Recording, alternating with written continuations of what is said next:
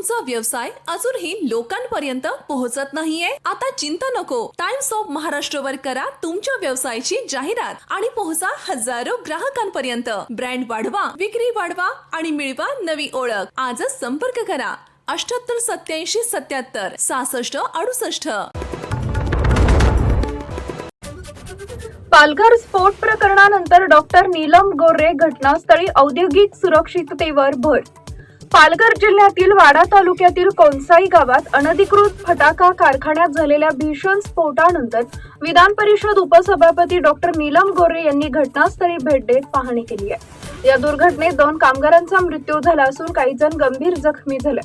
Doctor गोरे यांनी स्फोटग्रस्त भागाचा आढावा घेत संबंधित अधिकाऱ्यांकडून माहिती घेतली आहे.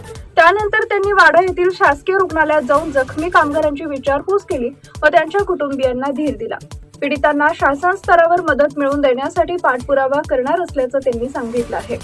यावेळी त्यांनी औद्योगिक सुरक्षिततेसाठी ठोस उपाययोजना राबवण्यावर भर देत अधिकृत कारखान्यांची पडताळणी, कामगार कायद्यांची अंमलबजावणी आणि सुरक्षिततेचा औद्योगिक आराखडा तयार करण्याची गरज व्यक्त केली आहे. या प्रकरणातील आरोपींवर कठोर कारवाई करून पीडितांना न्याय मिळवून देण्याचंही त्यांनी स्पष्ट केलेलं आहे. टाइम्स ऑफ महाराष्ट्र न्यूज साठी पालघर प्रतिनिधी निलेश गावंडे यांचा रिपोर्ट. एकूण पाहायला गेलं तर हा प्रकार गाव लेवलला घडला की तलाठी असतात, सर्कल असतात किंवा महसूल यंत्रणा कार्यरत असते. अशांना हे माहिती नसतं का की सर्व चालतं. त्या बाबतीत काही कारवाई होणार आहे का या सर्व यंत्रणेवर? माझ्याकडे अशा काही तक्रारी लागल्या एक चांगलं काम करणारी फॅक्टरी आहे. 2 महिला फॅक्टरी चालवतात आणि त्यांनी मोजे तयार करतात. बरेच महिलांना कामगार त्यांच्याकडे जाऊन म्हणजे कामगार संघटना करणं प्रत्येकाचा अधिकार आहे. कामगार संघटनांच्या नावाने लोक जातात आणि महिला कामगारांना सांगतात की तुम्ही सांगा की आम्ही मोबाईल चालू घेऊन सांगतो.